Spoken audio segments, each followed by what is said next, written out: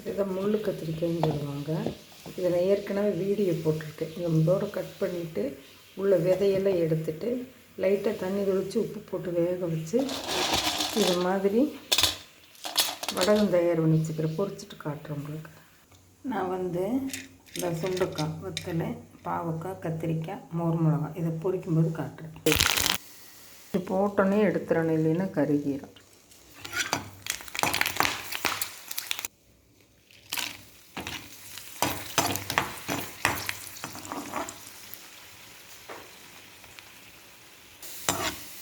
பாவக்காய் இப்போது நம்ம சோள சாதம் ஆயிடுச்சான்னு பார்க்கலாம்.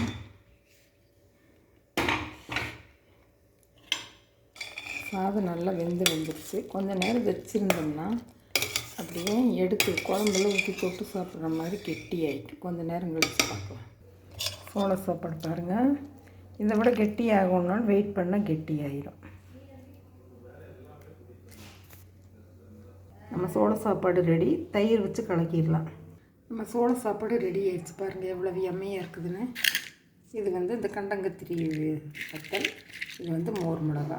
உங்களுக்கு பிடிச்சிருக்குன்னு நினைக்கிறேன். பிடிச்சிருந்தால் இந்த மாதிரி ஹெல்த்தியாக செஞ்சு சாப்பிடுங்க. லைக் பண்ணுங்கள், ஷேர் பண்ணுங்கள், சப்ஸ்கிரைப் பண்ணுங்கள். இந்த நாள் இனிய நாளாக எல்லோருக்கும் அமையட்டும். ஆங்கில புத்தாண்டு வாழ்த்துக்களுடன். தேங்க்யூ.